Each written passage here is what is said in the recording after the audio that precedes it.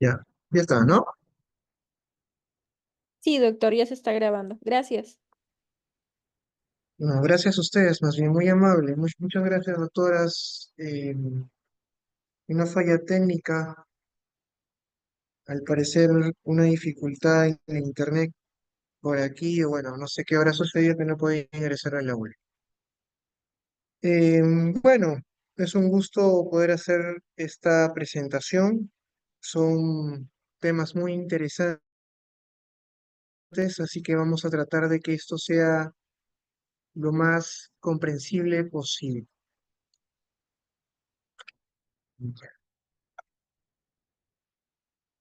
Ustedes ya han comenzado a ver alteraciones eh, dentro de lo que se puede decir la semiología psiquiátrica con el doctor Ramos el día de ayer.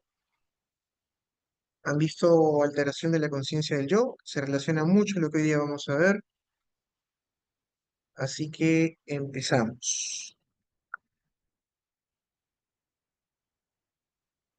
Ustedes en lo que es medicina interna, neurología, tienen una visión neurológica, que es la conciencia.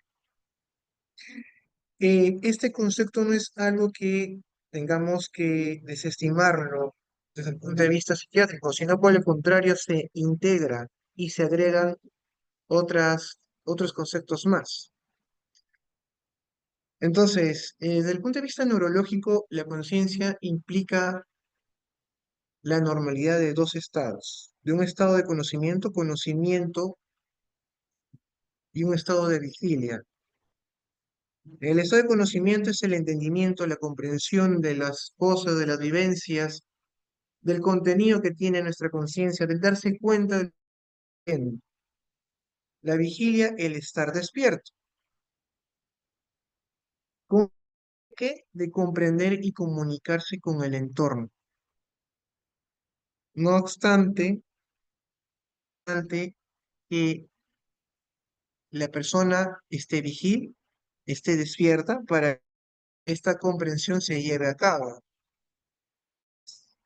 Si es que la persona no está lo suficientemente despierta, y ahí vemos posteriormente lo que son los niveles de conciencia, por más que la persona quiera comprender, captar eh, algo que sucede, un objeto que se le presenta, no va a ser posible que lo pueda obtener. El conocimiento de las cosas está relacionado principalmente con la corteza frontal, más avanzada con la corteza prefrontal, y la vigilia está, como ustedes ya lo saben, relacionada con el tronco, mesencéfalo, protuberancia. No es el objetivo de esta clase tema neurobiológico, ya han tenido ustedes una clase sobre eso, y básicamente estamos en lo que es la psicopatología de estas funciones mentales. Entonces, en orientación, nuevamente, para reiterar lo importante, implica estos dos puntos, muy importantes podamos entender cuando se analiza, cuando se explora la conciencia. La vigilia, recuerden, el conocimiento de lo que está sucediendo, para que podamos poder comprender y comunicarnos con el entorno.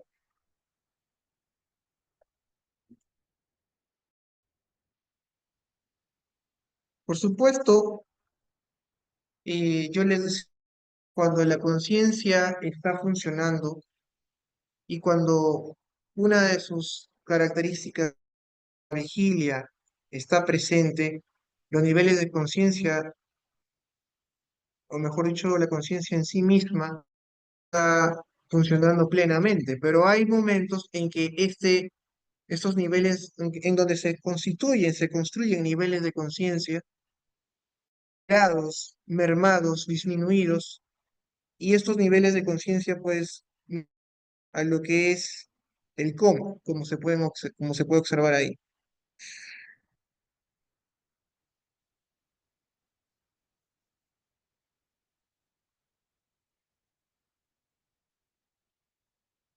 Cuando queremos hacer del concepto de conciencia, hay muchas formas desde el punto de vista psiquiátrico, como del conocimiento propio, cómo el estado en que se da con tal claridad que puede ser concebida por el pensamiento y vivencias, es decir, distinguir cada está sucediendo en cada momento, eh, y esto tenerlo lo más claro y pulcro posible,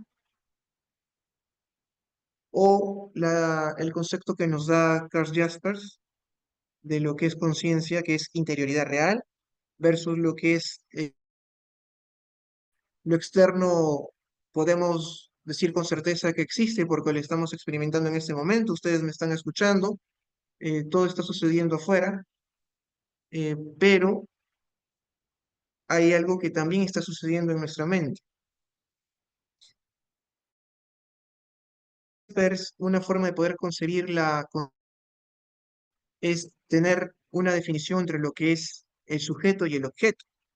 El sujeto a nosotros y el objeto cualesquiera, cualquier estímulo que se está presentando y se conforma como un objeto para nosotros, de la conciencia, por supuesto, y conocimiento de ella misma. La conciencia es algo tan complejo que nos permite entendernos y saber quiénes somos. Y es ahí el concepto de lo que es la conciencia del yo, que el doctor ya les expuso.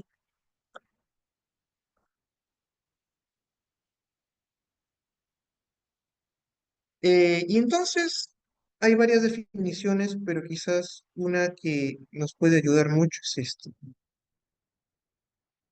Entender la conciencia con el sentido de ser consciente de algo. Hay conciencia conscientes de lo que está sucediendo, de lo que está pasando.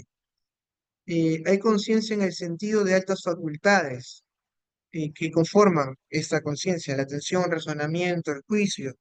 Hay conciencia como concepto de estados de conciencia, desde el mínimo hasta el estado actual en el que experimentamos la vivencia. Consciente e inconsciente, pues inconsciente pues haría referencia al cómo. Otra forma es ver la conciencia como el conocimiento subjetivo de la propia experiencia. Es decir, tenemos el conocimiento de lo que nos está sucediendo, no solamente externa, sino también internamente. Pero también por ahí surge otra acepción, que es la conciencia moral, que es lo más religioso. ¿Y qué tiene que ver los valores que el individuo comparte con su cultura, con su religión? Claramente, la primera sección es la que solemos utilizar, la que está definida en la mayoría de textos, y pues aquí está. Conocimiento subjetivo de la propia experiencia, de los estímulos externos, sensoriales captados a través de los diferentes sentidos, y los estímulos internos, las representaciones que tenemos en nuestra mente, las imágenes que hay en nuestra mente, todo el mundo interno que transita en cada instante en el interior de nuestra mente.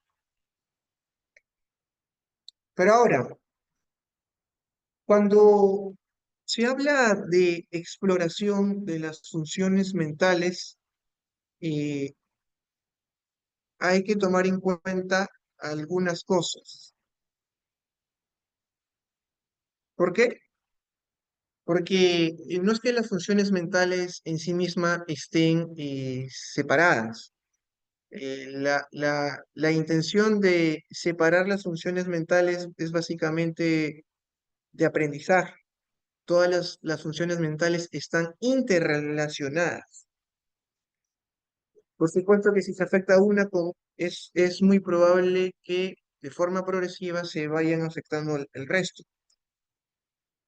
Y si dentro de esas funciones mentales, las que más tienen interrelación son estas tres: la conciencia, la atención y la orientación.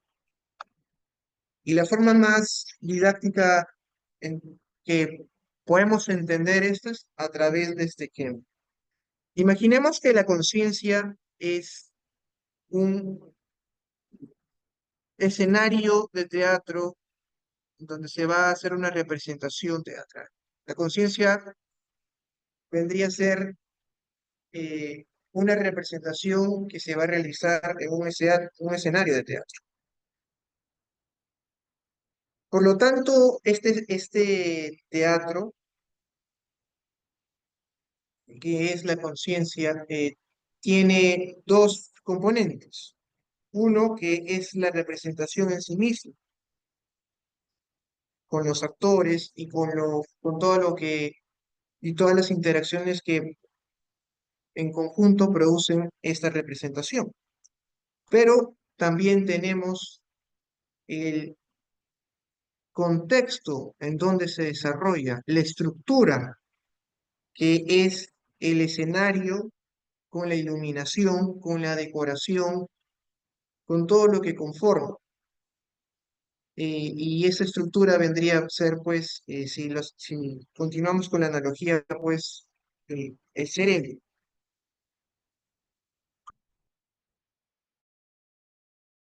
Entonces, si entendemos que la conciencia es un escenario en escena, una representación teatral, tenemos lo siguiente, que en algún momento nosotros vamos a enfocarnos, por ejemplo, en estos actores que están a la izquierda. Enfocamos nuestra atención únicamente en estos actores. Cuando yo enfoco la conciencia en una experiencia concreta, por ejemplo, estos dos actores, es lo que nosotros llamamos atención, ¿ok? Pero no es suficiente, de repente, hemos enfocado específicamente a estos dos actores, pero queremos tener mayor claridad. Así que podemos solicitar que haya una iluminación de estos actores. Y eso es lo que sería, en términos psicopatológicos o en términos semiológicos, psiquiátricos, la lucidez mental. La lucidez mental es el máximo grado de nitidez de la experiencia que se está viviendo en un determinado momento. Es decir, con la atención nosotros hemos enfocado a algo determinado, a una parte específica de la vivencia que está sucediendo en un determinado momento. Pero decimos que esto es lúcido porque no solamente hemos enfocado no ciencia a esa experiencia en concreto, sino que intencionalmente, ahí agregamos la intencionalidad, y queremos captarla con todo lujo de detalles. Por eso que cuando nosotros observamos a nuestro paciente, eh, por supuesto, tenemos que ver si ese paciente se encuentra lúcido, si ese paciente se encuentra vigil, ya habíamos dicho que es decir, que esté despierto, no solamente vigil, sino también despierto. Y pues bueno, observamos con lujo de detalles la experiencia, en este caso los actores que están representando la obra. Entonces, dicho esto, bueno, y un último punto es la orientación. La orientación básicamente son las coordenadas. Las coordenadas, digamos, los argumentos que utilizamos nosotros mismos para ubicarnos respecto a algo. Por ejemplo, si queremos pensarnos respecto al tiempo será la orientación. Si seguimos la analogía del escenario de teatro, diríamos que es la escena que está sucediendo hoy día, primero, a esta hora. Si queremos orientarnos desde el punto eh, y, espacial, es la escena, es la obra que se está realizando, pues, diríamos, en surco, tiene lo que es, pues, la orientación temporoespacial. Y si queremos hablar de la orientación en persona,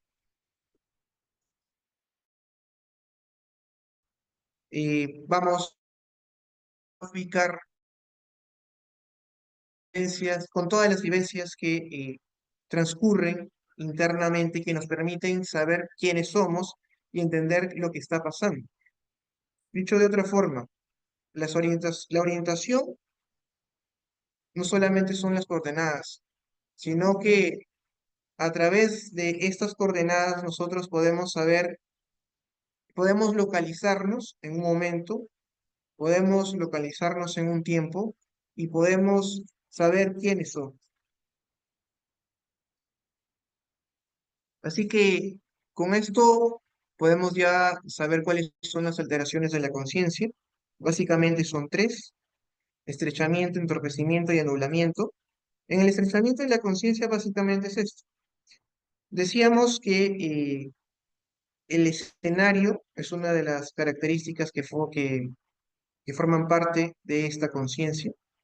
El escenario vendría a ser la amplitud, el campo de conciencia. En el estrechamiento de la conciencia lo que pasaría es que se reduce. Ya no es así, sino que se estrecha. Y al estrecharse, por supuesto, la experiencia no se va a captar como tiene que ser. Se va a ser captada de una forma más estrecha. Esto es lo que suele suceder en ciertas circunstancias, ciertos problemas mentales, por ejemplo, histerias, en cuadros disociativos, y también pues en algunos relacionados con la psicosis de diferente etiología. Y entonces después tenemos lo que es el conciencia, en donde básicamente hace alusión a lo que son los niveles de conciencia, en donde desde el punto de vista cuantitativo se ve alterada la conciencia, se ve mermada el nivel de conciencia. Eh, Ustedes ya lo conocen, han visto lo que es las diferentes expresiones. En psiquiatría, la primera alteración se le llama embotamiento. Hay cierta lucidez, pero esta lucidez necesita un mayor estímulo para que pueda ser adecuadamente eh, captada y podamos comprender adecuadamente la vivencia que se está sucediendo. En segundo lugar, está la somnolencia, quiere mucho más estímulos. Después ya viene el sopor y finalmente el coma.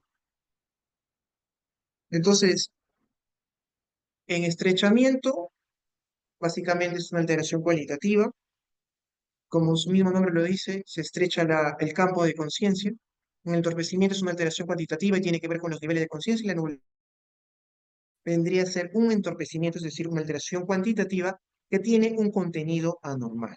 Y según el contenido va a tener variedades.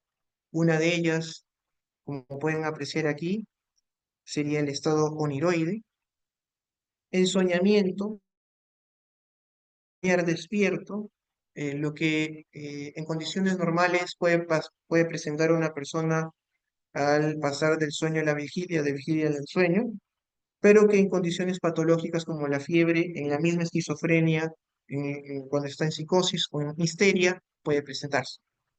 Otra posibilidad es la embriaguez, es un estado de entorpecimiento, pero donde hay una gran actividad psíquica. Y esta actividad psíquica puede ser una exaltación, una locuacidad, es decir, el paciente habla mucho, pero principalmente la característica más importante de la embriaguez es que no solamente está entorpecida la conciencia, sino que está desinhibida. La palabra clave aquí es la desinhibición, somos en pacientes que tienen intoxicación alcohólica, intoxicación por cocaína. El estado crepuscular es una forma también de anulamiento de la conciencia, en donde también hay una alteración del entorpecimiento, pero el contenido son los automatismos. Automatismos, es decir, la persona que no padece, pero esa acción la realiza de forma automática, como si de forma pasiva todo transcurriera y no es tan consciente de lo que está sucediendo. Y de esto culmina, la persona puede olvidar por completo lo que ha sucedido o solo tener fragmentos de eso que ha sucedido. Por supuesto, esto está descrito en los libros de epilepsia, es una de las formas de expresión de la epilepsia, y a qué tipo de epilepsia hace alusión. Y las parciales complejas, por ejemplo. Y también esto es algo que puede ser una histeria. El delirio, eso porque vamos a tener, si mal no recuerdo, un seminario. El delirium también es una alteración de la conciencia, en donde se van las funciones mentales, como la atención y como lo que es la misma orientación, pero esto es una alteración fluctuante y conforme esto va avanzando, va comprometiendo otras funciones mentales como la percepción con presencia de alucinaciones y el pensamiento con presencia de delirios o ideas delirantes. Por supuesto, en el caso del delirio siempre hay que buscar las causas subyacentes que son las que lo provocan, pero eh, en sí es una alteración de la conciencia, pero también es considerado un síndrome porque si bien es cierto, la conciencia es una de las cosas que más se compromete y por lo tanto también las otras funciones vinculadas como la atención y la orientación, eh, todo parte de la alteración de la conciencia. Y si hablamos de desorientación, en la desorientación no hay muchas alteraciones que comentar, más que estas.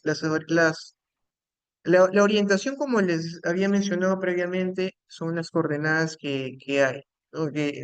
Por las cuales las personas los pacientes y cada uno de nosotros nos ubicamos.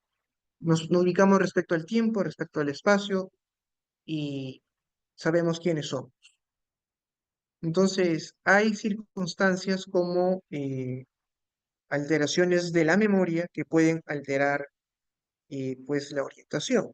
Y eso lo vemos, por ejemplo, en pacientes con demencia. Hay alteraciones afectivas, como por ejemplo la depresión, que pueden producir una desorientación. Y el paciente decirnos en dónde está, no puede decirnos incluso quién es, porque el cuadro depresivo, el cuadro maníaco está afectando. Y la desorientación de Lucía se da cuando pues hay una alteración del pensamiento, el pensamiento con el delirio, la creencia falsa con convicción tal que produce una desorientación del paciente.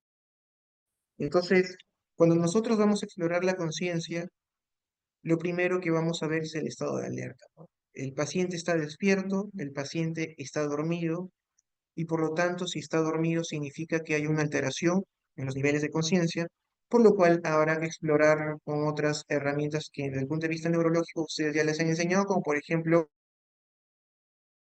pues, lo que es los test neurológicos para ver, por ejemplo, la apertura ocular, eh, la respuesta verbal, ¿sí? Y esto nos va a dar pues los diferentes niveles de conciencia como nubilación, como estupor, como coma. Cuando hablamos de contenido, esto es algo importante porque lo habíamos conversado antes, el contenido va a dar consigo pues una confusión y una de esas formas desde el punto de vista físico orgánico pues es el delirio que ya lo acabamos de conversar.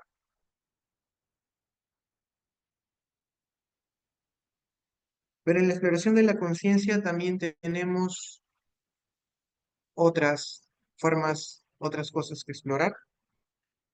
Bueno, esta es una forma que está en correlación a ello, ¿no? Teníamos, recuerden, la vigilia y teníamos por otra parte lo que es el conocimiento. El conocimiento, una alteración de lo que podemos captar o conocer eh, con un contenido alterado de conciencia, pues puede darse esto, ¿no? La confusión y el delirio, y cuando se altera el nivel de vigilia y se ve mermada progresivamente, se van a dar todos esos niveles desde la obnubilación, el estupor, hasta el coma. Entonces les decía previamente, ¿no? Hay escalas como la de Glasgow, en donde vemos la apertura ocular, la respuesta motora, la respuesta verbal, que nos permite ver el nivel de conciencia. Leve, moderado, grave, y definir, por ejemplo, el tipo de TEC, si es que ha habido, por ejemplo, un traumatismo. Con respecto a la conciencia y orientación, específicamente la orientación, lo que tenemos que hacer es esto, estas simples preguntas. En cuanto al tiempo, identificar la fecha, eh, cuánto tiempo está transcurriendo en el hospital, desde que llegó, un día, 2 días, eso es algo muy importante. En el lugar, si el paciente sabe dónde se encuentra. En cuanto a persona, el paciente sabe quién es el examinador, distingue quién es él respecto a las personas que están a su alrededor, sabe su nombre, el nombre de las personas que están a su alrededor. Bueno, eso es algo que ustedes ya lo saben, pero cumple mayor importancia porque esto se puede asociar a otras cosas desde el punto de vista psiquiátrico. Cuando hablamos de orientación, decimos que es una orientación a lo psíquica, y cuando hablamos de orientación en tiempo y espacio, eh, espacial. Y entonces, cuando hablamos ya de lo que es percepción, hay muchas formas de definirla, pero una de ellas es la que nos habla eh, el texto de Honorio Delgado, que es un acto intencional que relaciona la conciencia con los objetos sensibles, ¿no? O sea, ya hemos hablado que la conciencia es la forma de poder captar, conocer, comprender lo que está en nuestro entorno e incluso lo que está dentro de nosotros, pasando por nuestra mente internamente. Y el estar consciente va a permitir captar los estímulos que están fuera de nosotros. Y somos sensibles a esos estímulos a través de los sentidos, con esta serie de características, ¿no? Donde va a haber concordancia entre la sensación y la significación del objeto. El objeto, pues, puede ser, por ejemplo, una flor que estamos observando. Ese objeto es captado eh, a través de nuestros ojos, pues, a nuestra conciencia. De acuerdo a la intensidad y cualidad de eso que estamos sintiendo a través de nuestros sentidos, distinción de las sensaciones, distinguir, pues, cada sensación en su respectivo canal sensorial y la relación que tenemos con el espacio, por supuesto, ¿no? Cada sentido nos permite saber en dónde estamos, cómo estamos, lo que estamos haciendo. Eh, y quizás una de las más importantes es el ajuste de la sensación al estímulo. Eh, Hay un estímulo, ese estímulo provoca una sensación y esto se ajusta y hay una compatibilidad entre lo que estamos percibiendo y lo que estamos captando.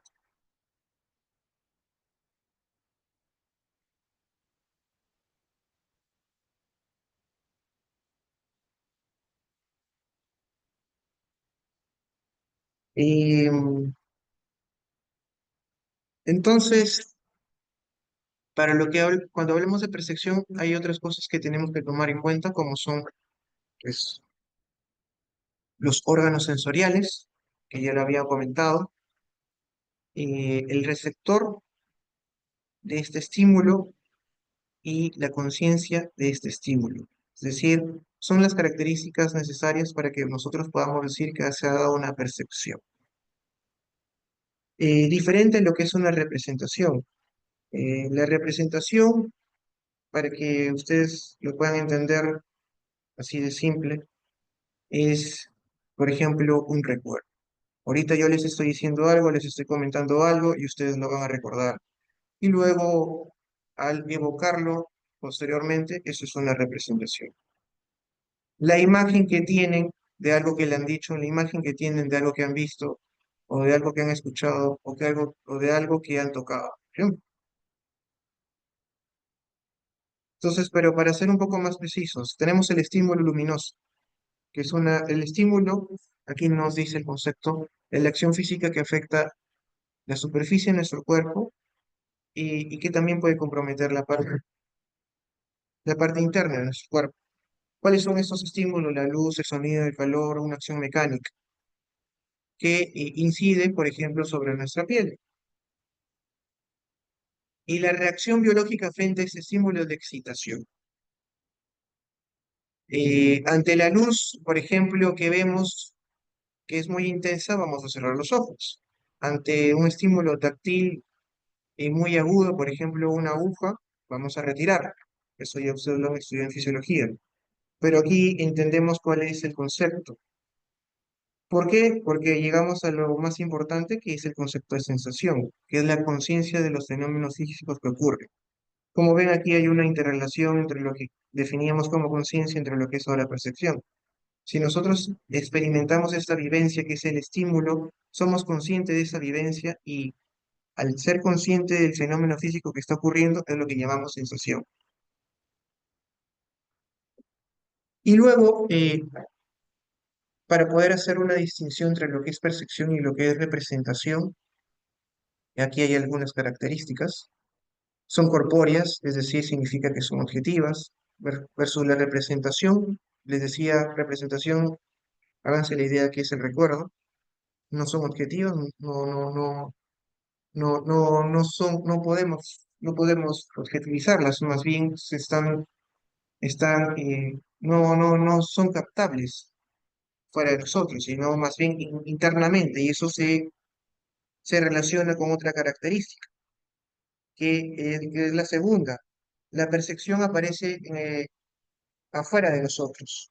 Ustedes en este momento escuchan mi voz y me pueden observar, soy alguien objetivo, porque me ven, y estoy en el espacio exterior.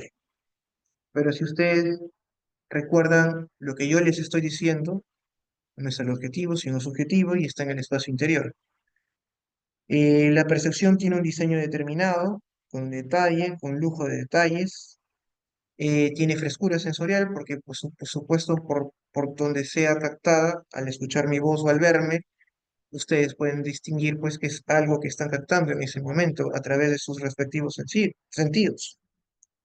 Y son constantes, no como un recuerdo, ¿no? Un recuerdo, ustedes lo evocan, pero en cualquier momento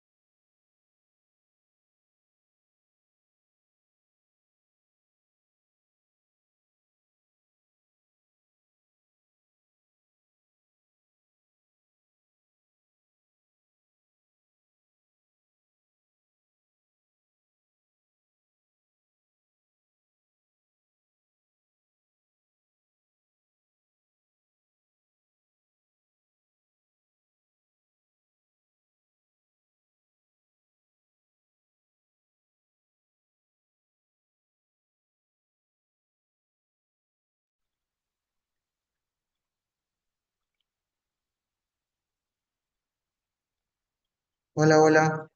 ¿Ya me escuchan? Hola. Sí, doctor, sí se le escucha. Disculpen de verdad, siento mucho la interrupción.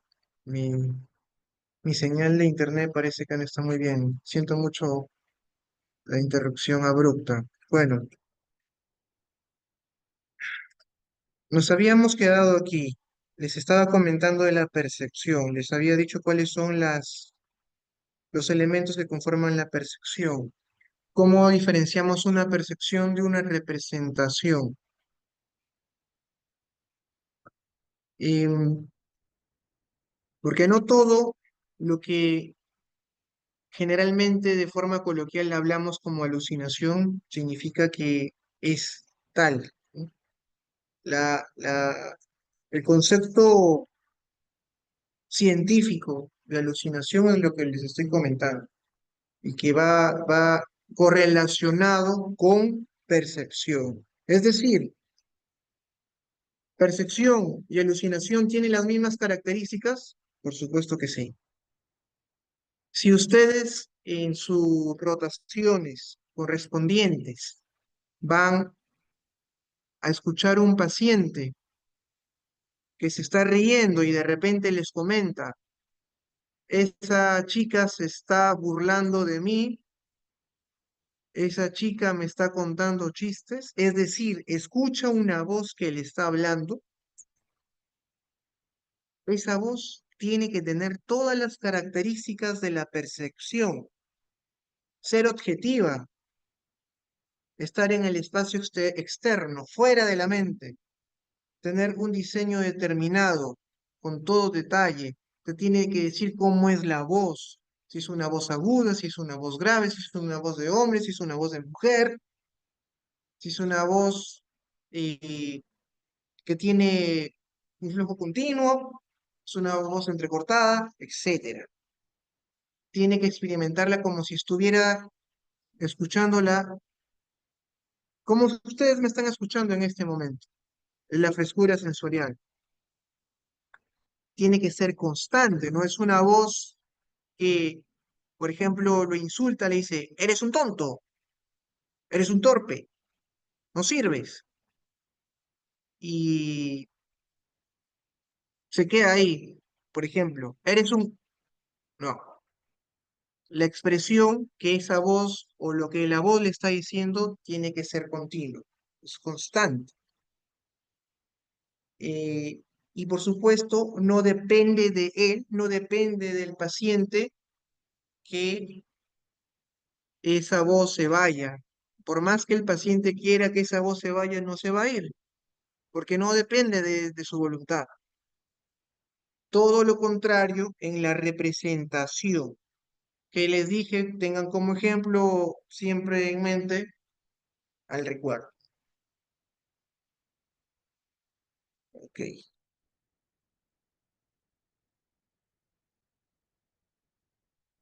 Entonces, en cuanto a los que son alteraciones de la percepción, ya hemos visto qué es la percepción, ya hemos visto cuáles son los elementos de la percepción, tenemos alteraciones de esta percepción.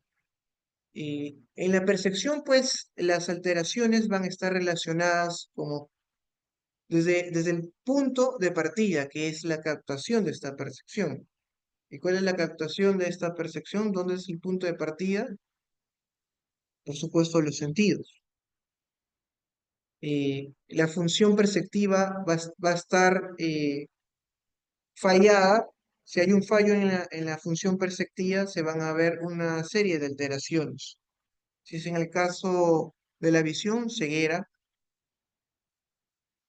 de lo que es la audición, sordera, acusia, hipoacusia, olfato, anosmia, y así sucesivamente, ¿no? En la sensibilidad, que tiene sus matices como hipostesia, anestesia, hiperestesia, y que eso es muy importante porque también puede acompañar en ciertos trastornos mentales. Por ejemplo, pacientes que son histriónicos, pacientes que tienen histerias, pueden transcurrir entre la hipoestesia, la anestesia, la hiperestesia, pero mayormente hipoestesia, anestesia. Es así que hay algunos pacientes que tienen el diagnóstico de histeria, pacientes, mujeres que tienen diagnóstico de histeria, que partes de su cuerpo no tienen ninguna sensación. No tienen ninguna, no experimentan ningún dolor, por ejemplo, cuando se les coloca un alfiler. Hay un problema de la sensibilidad. Pero también en lo que es las fallas perceptivas tenemos a las agnosias. Es decir, no se conoce, no se reconoce algo que ya se conocía. Por ejemplo, en el caso de lo que es la óptica, no se reconocen los colores, los signos, los números. En lo que es lo acústico, no se reconocen las melodías, lo que es la música, los ruidos, las palabras. Y en el aspecto del tacto, no se reconocen los objetos al tocarlos. Y eso ya tiene pues fallas estructurales, ¿no? No obstante, es importante distinguirlas porque pues hay algunos problemas mentales que sí pueden tener estas alteraciones. Generalmente, una de las que más va a tener estos problemas es la histeria. Y en algunos casos también hay algunas esquizofrenias. Luego, la somatognosia es una forma de agnosia también, pero en la somatognosia tiene que ver con partes del cuerpo. Dentro de ellas está, por ejemplo, la autopagnosia, que es la incapacidad para reconocer partes del propio cuerpo, o la agnosia digital, nuestros dedos. Pero también está la prosopagnosia, que es la incapacidad para reconocer las caras familiares. Y esto es importante porque también lo vamos a ver en algunos pacientes con trastornos mentales y de repente uno de los casos más frecuentes es en las demencias, ¿no? Para ustedes que ya han llevado neurología, es muy frecuente que se presente prosopagnosia. Los pacientes con demencias de Alzheimer, por ejemplo, no reconocen ya cuando tienen un determinado tiempo de enfermedad la cara de sus familiares. Entonces, dentro de lo que son alteraciones perceptivas, también tenemos a las distorsiones perceptivas. Y estas pueden ser cuantitativas y pueden ser cualitativas. Las alteraciones cuantitativas son tres: disestesia, hiperestesia y porestesia. En la disestesia hay una alteración de la sensibilidad, hay una percepción molestia o dolorosa, es decir, eh, por ejemplo, a un paciente que tiene un problema mental como una histeria, lo tocan y el solo tocarlo le produce un dolor insoportable, que incluso lo hace llorar. Y ese estímulo táctil, pues al tocar con nuestro dedo a una persona no es normal que experimente dolor, ¿no? Salvo, obviamente, si tiene una herida, ¿no? La hiperestesia, sensación exagerada en intensidad, claro, es experimentar con mayor amplitud cualquier estímulo que está siendo, que estamos recibiendo o que estamos provocando en nuestro paciente. Y como se ve ahí, es más frecuente en trastornos neuróticos y en las manías. También podríamos aquí considerar a los pacientes que tienen personalidad histriónica.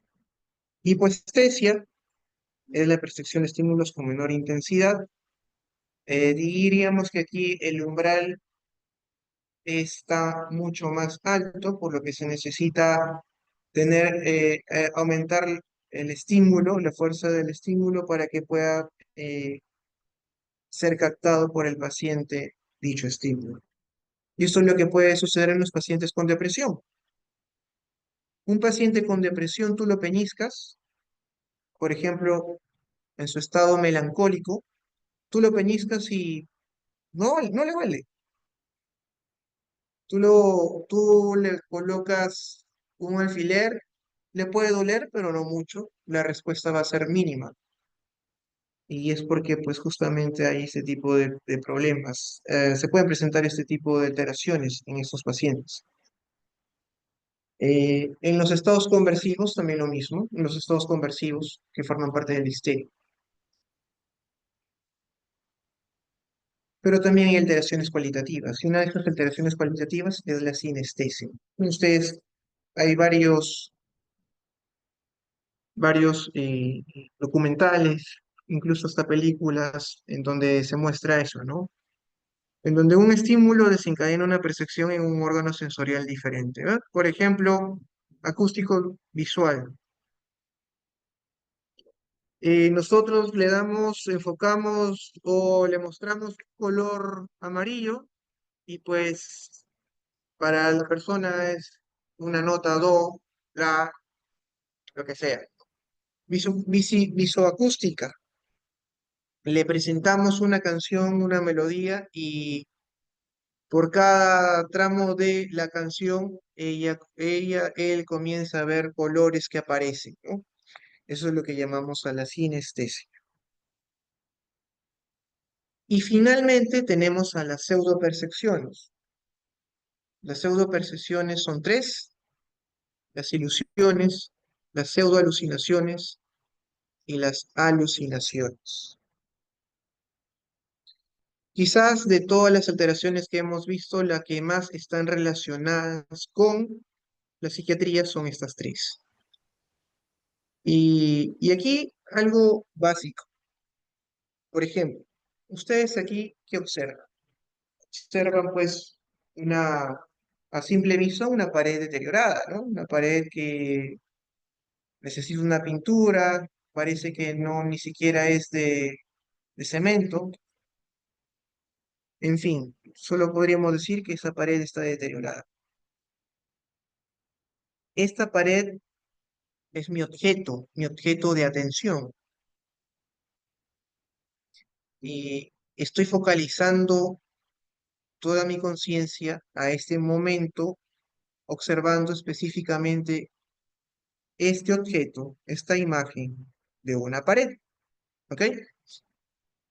Entonces, cuando nosotros vemos un objeto, pero este objeto lo interpretamos de forma distorsionada, es lo que nosotros llamamos ilusión. Eso es lo que se denomina ilusión. El objeto existe, pero nosotros lo captamos de forma distorsionada y no tiene una base estructural o funcional alterada, como ya lo habíamos visto previamente, ¿no?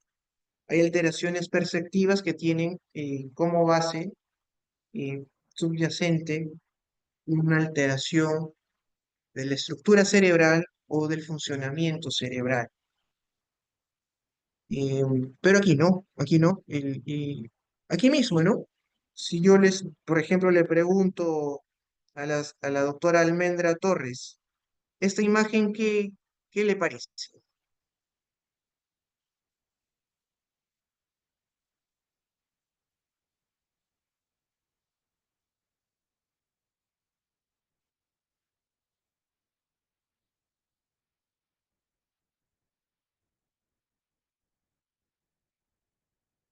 A ver, le pregunto a la doctora Valeria, no está la doctora Almendra. Esa imagen que usted observa, doctora, ¿le impresiona algo? No le escucho muy bien, puede hablar un poco más alto.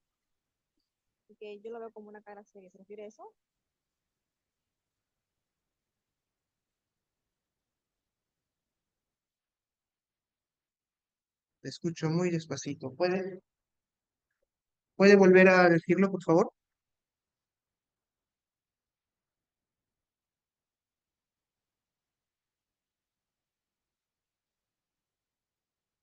A ver, doctora Valeria, ayúdeme con esta imagen.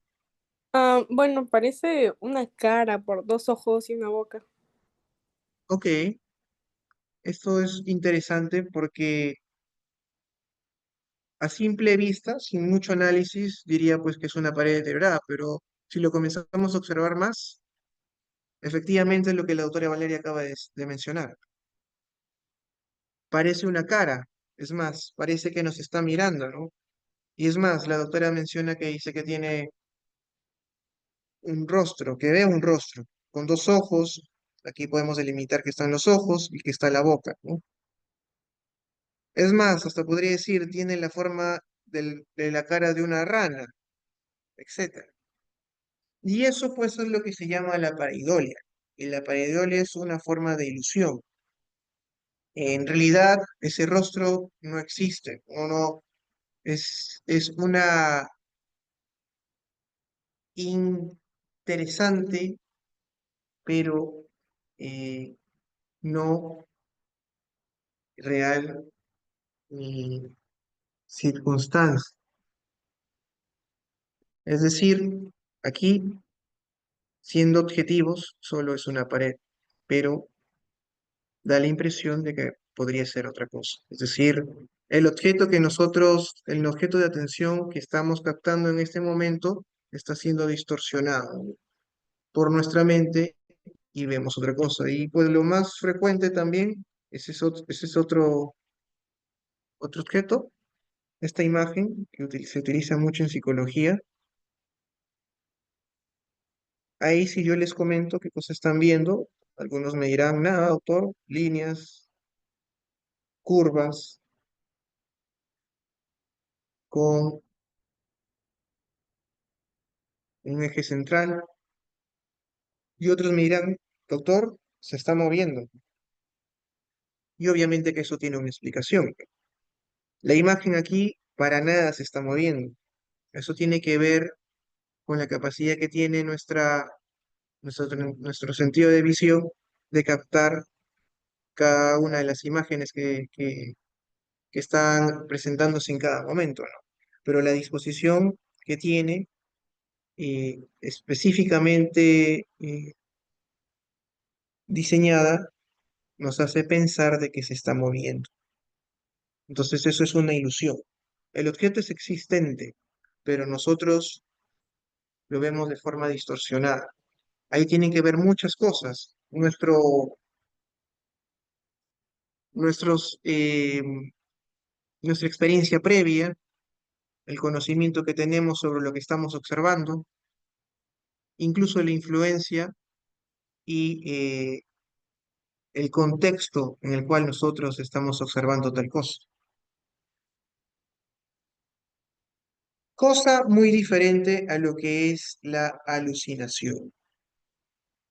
En la alucinación no existe un objeto. En la alucinación no hay ningún objeto para mi conciencia, para mi atención. Sin embargo, el paciente escucha una voz. Sin embargo, el paciente ve una persona, ve una silueta, ve un monstruo, ve un demonio y nadie más lo ve a su alrededor. Pero para él está ahí. Y es más, se asusta porque el demonio se acerca, el demonio camina, el demonio incluso hasta le habla, ¿no? Cuando se fusionan alucinaciones visuales y auditivas. Entonces, lo clásico aquí para que siempre se lo tengan, para que siempre lo tengan presente. Ilusiones es un objeto que es existente, es una percepción con objeto. El objeto existe, pero es distorsionado. En la alucinación es una percepción sin objeto, como ahí lo observa. Pero no solamente eso, sino que la persona que percibe ese objeto, que es inexistente, tiene convicción de que existe. ¿Mm? O sea, el paciente, por ejemplo, esquizofrénico, que escucha la voz, en este caso el objeto sería la voz, el objeto de su captación, de su atención, y está convencido de que la voz está ahí, de que la voz es real. Y por más que tú le digas, él dice, no, la voz está ahí, me está hablando en este momento. y en algunos casos incluso la voz le cuenta chistes y el paciente se comienza a reír, o por algo que la voz dijo, el paciente se comienza a reír. Entonces, la ilusión es una percepción con objeto, alucinación es una percepción sin objeto, ¿ok? Y entre las dos está la pseudoalucinación, que ya lo vamos a ver de aquí.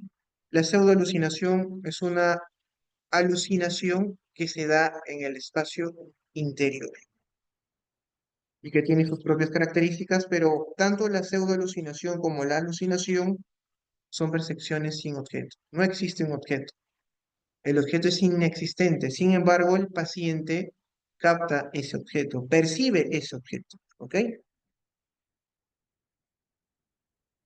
Entonces, aquí les presento este actor bastante conocido.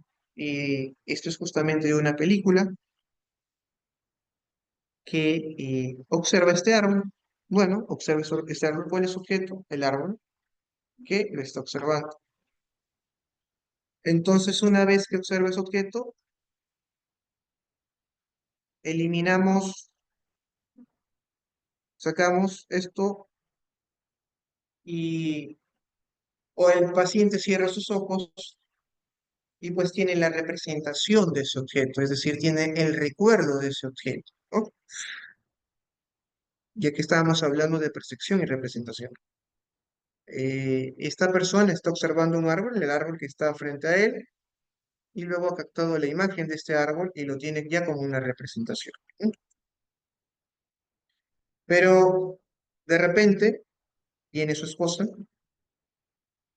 y el hombre nos dice que hay un sujeto, hay un sujeto que lo está mirando, que lo está vigilando, y es más, lo está persiguiendo. Entonces le dice, mira, cariño, ¿ves a ese hombre? Y su esposa se sonríe porque piensa que le está jugando una broma. Pero la realidad es que este sujeto, esta persona, está observando claramente un hombre. Es decir, está percibiendo o está pseudo percibiendo algo inexistente, una percepción sin objeto. Arriba sí existía el objeto, que era el árbol, pero aquí no hay ningún objeto. Sin embargo, el paciente, la persona, sí está captando un objeto. Se está dando lo que es una alucinación visual. Se está dando un fenómeno alucinatorio. Entonces, doctores, eso es lo que llamamos alucinación. ¿Ok? Una percepción sin objeto. Pero nuevamente, pasamos a, recordamos lo anterior. ¿Recuerden esto? Decíamos que la percepción y que la representación tenían sus propias características, ¿no? Aquí la percepción tiene estas características: corporeidad, estar en el exterior, frescura sensorial, diseño, estructura definido, forma constante, independiente de la voluntad. Son las 6 características de la percepción. La alucinación, les decía, tiene las mismas características. ¿Cuál es la diferencia? Que en la percepción sí hay un objeto. La voz, lo que vemos, lo que tocamos, pero en la alucinación no existe ese objeto, pero el paciente percibe ese objeto inexistente con todas las características de la percepción, tal como si fuera una percepción. Por eso aquí pongo percepción igual a alucinación. En ese sentido, no es que sea igual. Recordamos que la alucinación vendría a ser una pseudo percepción, pero aquí pongo igual en el sentido de que tienen las mismas características. Y en el otro lado tenemos a la representación. Nuevamente le voy a repetir, representación, recuerda, ¿no? La representación tiene sus propias características diferentes a lo que es la percepción, ¿no? ¿Y por qué pongo esto nuevamente? Porque añadimos este término pseudoalucinación. La pseudoalucinación, en términos prácticos, podríamos decir que es una percepción sin objeto que se da en el espacio interno, ¿no? Por ejemplo, la voz que escucha el paciente esquizofrénico generalmente es una voz que se escucha externamente, fuera de su mente, pero una pseudoalucinación sería una voz que se escucha adentro de su mente. No obstante, si queremos ser más estrictos, la pseudoalucinación, que sería que tiene un cuerpo, es decir, que es objetiva, perdón, que se encuentra, que no es objetiva, disculpen, aquí tuve un error. La pseudoalucinación es una percepción sin objeto, uno, que tiene calidad de imagen corpórea, no es objetiva, por el contrario, es subjetiva y por lo tanto se encuentra en el espacio interior, pero el resto de características las tiene de la percepción. ¿Como cuál? La frescura sensorial, el diseño, la forma y lo independiente de la voluntad. Así que cuando hablamos de pseudoalucinación tenemos que tomar en cuenta eso. Tiene la característica uno y 2 de la representación, es decir, calidad de imagen corpórea, estar en el espacio interior, y el resto de la percepción. 3, 4, 5 y 6, ¿ok? Eso es a lo que se refiere pseudoalucinación. Esta es la definición que nos muestra la más clara y la más precisa que nos detalla el doctor Honorio Delgado, un psiquiatra peruano,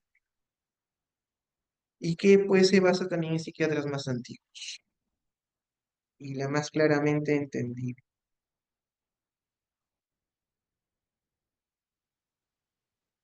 Entonces, finalmente tenemos otros fenómenos alucinatorios, como las alucinaciones negativas, eh, cuando un paciente deja de percibir un estímulo real, en este caso el estímulo existente, pero no ve o no oye o siente algo, o pues bueno, o siente algo existente cuando en realidad no existe. Por ejemplo, un buen ejemplo de una alucinación negativa es cuando una persona eh, está hablando con ustedes y de repente viene alguien a lo lejos que se va acercando, pero esta persona no distingue a quién está viniendo. No es que ni siquiera lo distinga, simplemente no existe para él. Es por eso que se le llama alucinación negativa.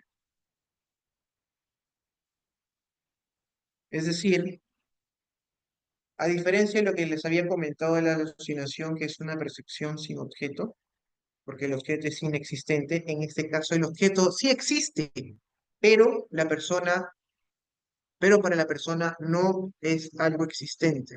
Para la persona no es algo que sea captado porque simplemente no ve nada, o no oye, o no escucha nada, o no capta nada. Y la alucinación extracámbica. Las alucinaciones extracámbicas son percepciones experimentadas fuera del campo perceptivo. Ahí está una muy conocida, un conocido ejemplo en textos de psiquiatría de una paciente que siente que en sus espaldas hay alguien que le está observando. O hay alguien incluso que se ha posado sobre su espalda, sobre su cabeza. La persona, por supuesto, está en un punto ciego y no puede saber si es verdad o no es verdad. hasta cierto punto podríamos decir eso, pero para la persona que lo está experimentando, sí es algo cierto. En su campo perceptivo no lo capta, pero para esa persona sí está. ¿Ok? Ese sería un ejemplo. Y por último, la alucinosis aparece una percepción sin objeto real ni pérdida del juicio de la realidad. Básicamente es una alucinación en donde el juicio de realidad no se ha alterado. Les decía previamente que cuando hablamos de alucinación, la alucinación no es solamente una percepción sin objeto, sino que hay una convicción de esa percepción, ¿no? La persona está convencida de que esa voz existe, de que ese demonio que observa existe. En la alucinosis, no, en la alucinosis la persona efectivamente te va a decir, sí, ahí veo el demonio, escucho al demonio, pero yo sé que eso no es cierto o no es necesariamente cierto, ¿ok?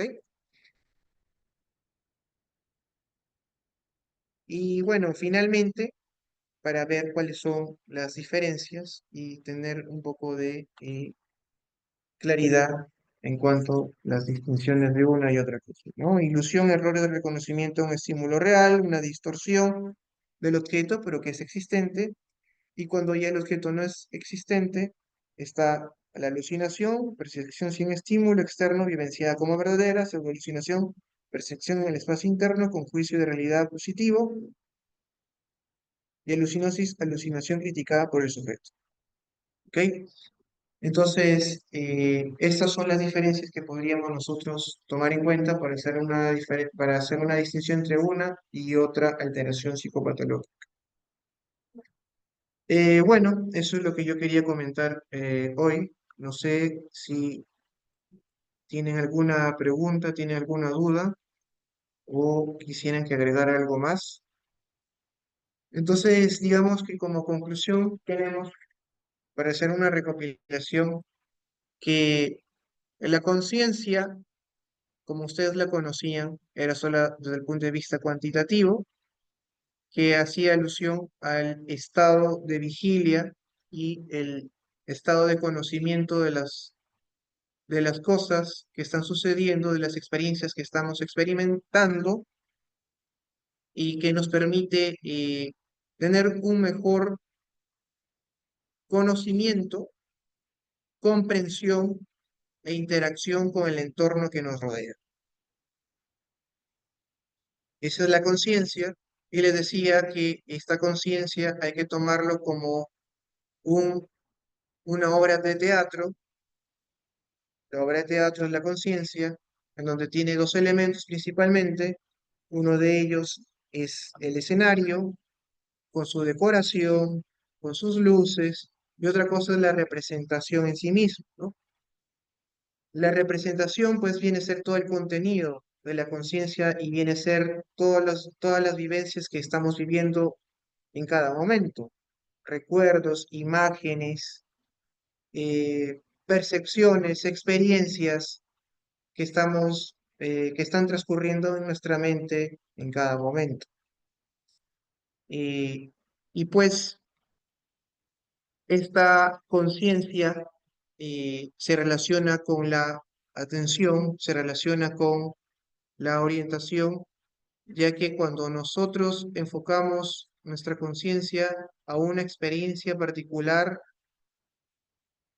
a una experiencia en particular, es lo que llamamos nosotros atención. Pero decimos que que una persona tiene lucidez mental cuando aplicamos toda la intencionalidad de poder no solo atender, sino captar lo mejor posible esa experiencia, esa vivencia que se está presentando en ese momento. ¿Ok? Y finalmente, la orientación, pues, es básicamente las coordenadas que nos permiten localizarnos en un determinado momento, en un determinado espacio, o incluso saber quiénes somos. Y justamente todas estas representaciones o las puestas en escenas, las vivencias que van transcurriendo en nuestra mente son las que nos permiten definirnos a nosotros mismos. y orientarnos en persona.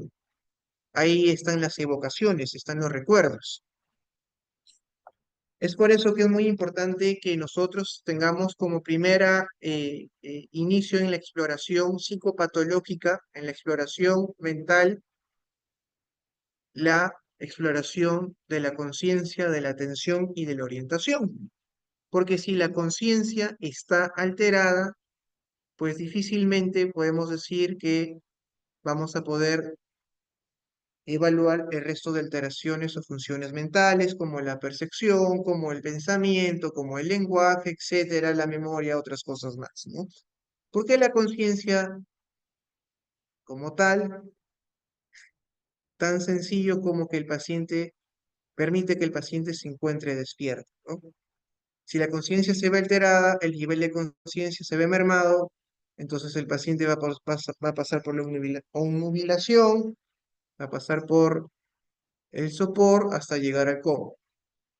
Y eso es algo que pues tendrá que ser evaluado y por supuesto, eso es un punto muy importante porque cuando nosotros exploramos el paciente y tenemos un paciente con conciencia alterada, vamos a tener que verlo principalmente desde un punto de vista orgánico, físico, ya será campo de la medicina interna, campo del emergenciólogo o incluso de cuidados intensivos, porque de repente el paciente ya se está acercando al coma. Pero si nosotros exploramos al paciente y observamos una alteración de la conciencia, el paciente está pues despierto, está vigil, está lúcido, pero de repente comienza a presentar un contenido anormal. Ahí vamos a ver pues las alteraciones cualitativas, cuanticualitativas diría, de la conciencia, porque no son exclusivamente cualitativas. Hay cierta alteración cuantitativa de la conciencia, ¿no? El nivel de conciencia puede estar leve o muy alterado. Entonces ahí tenemos lo que es el estrechamiento de la conciencia cuando el campo de la conciencia se reduce o tenemos las diversas alteraciones del anublamiento de la conciencia que ya le hemos comentado, ¿no? Y bueno, doctores, eso es lo que quería comentarles, mencionarles. Espero que se haya comprendido. Ahí está cómo podemos explorarla. Como ven, no es algo difícil, no es algo complicado, pero es el punto de partida para poder hacer una distinción entre un problema orgánico y un problema psiquiátrico. Y bueno, eso es es todo lo que quería comentarles hoy. No sé, reitero si tienen alguna pregunta o duda.